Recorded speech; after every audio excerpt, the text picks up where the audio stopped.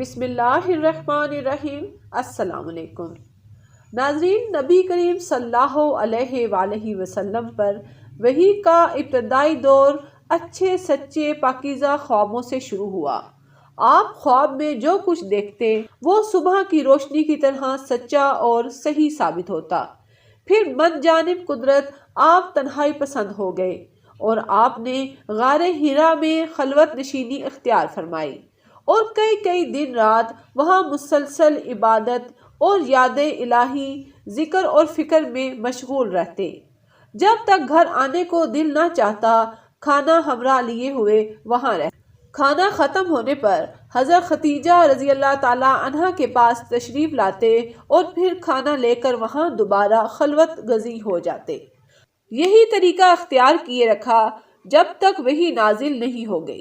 ناظرین، آپ صلی اللہ علیہ وآلہ وسلم غار حرا میں تشریف رکھے ہوئے تھے کہ اچانک حضرت جبرائیل علیہ السلام آپ کے پاس حاضر ہوئے اور کہنے لگے، اے محمد پڑھو۔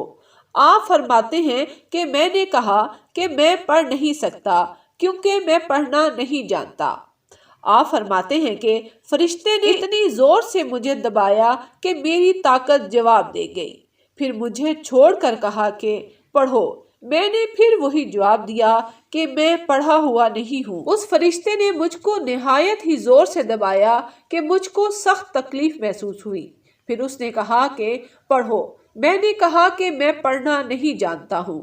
فرشتے نے تیسری بار مجھ کو پکڑا اور تیسری بار پھر مجھ کو دبایا، پھر مجھے چھوڑ دیا اور کہنے لگا کہ پڑھو اپنے رب کے نام کی مدد سے جس نے پیدا کیا اور انسان کو جمے ہوئے خون سے بنایا۔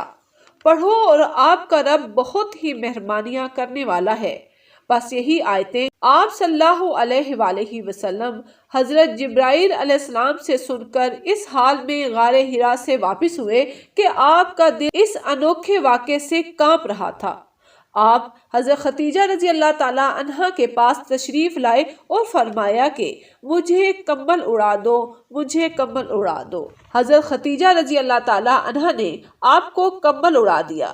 جب آپ کا ڈر ختم ہوا تو آپ نے اپنی زوجہ کو واقعہ سنایا اور فرمانے لگے کہ مجھ کو اب اپنی جان کا خوف ہو گیا ہے۔ آپ کی اہلیہ نے آپ کو ڈھارس بندھائی اور کہا کہ آپ کا خیال صحیح نہیں ہے، اللہ تعالیٰ کی قسم آپ کو اللہ کبھی رسوا نہیں کرے گا۔ آپ تو اخلاق فاضلہ کے مالک ہیں، آپ تو کنبہ پرور ہیں، بے کسوں کا بوجھ اپنے سر پر اٹھا لیتے ہیں اور مشکل وقت میں آپ ہر کسی کا ساتھ دیتے ہیں۔ ایسے اوصاف حسنہ والا انسان یوں بے وقت ذلت و خواری کی موت نہیں پا سکتا۔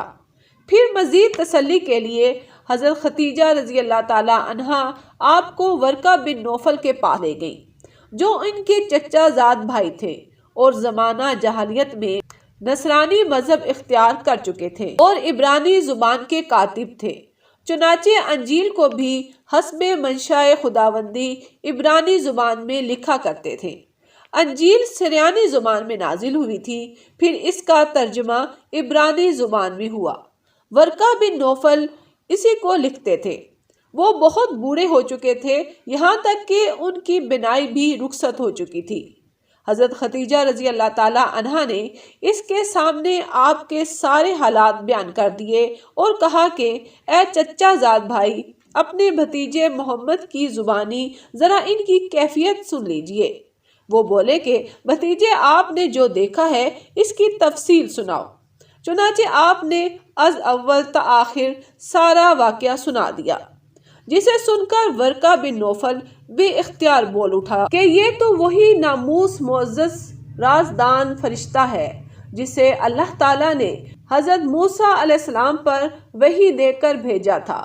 کاش میں آپ کے اس عہد نبوت کے شروع ہونے پر جوان عمر ہوتا، کاش میں اس وقت تک زندہ رہتا جب آپ کی قوم آپ کو شہر سے نکال دے گی۔ حضور صلی اللہ علیہ وآلہ وسلم نے یہ سن کر تعجب سے پوچھا کہ کیا وہ لوگ مجھ کو نکال دیں گے، حالانکہ میں ان میں صادق اور امین مقبول ہوں۔ ورقہ بولا، یہ سب کچھ سچ ہے، مگر جو شخص بھی آپ کی طرح امر حق لے کر آیا، لوگ اس کے دشمن ہی ہو گئے۔ اگر مجھے نبوت کا وہ زمانہ مل جائے تو میں آپ کی پوری مدد کروں گا۔ مگر ورقہ بن نوفل کچھ دنوں کے بعد انتقال کر گئے اور پھر کچھ عرصہ تک وحی کی آمد موقوف رہی۔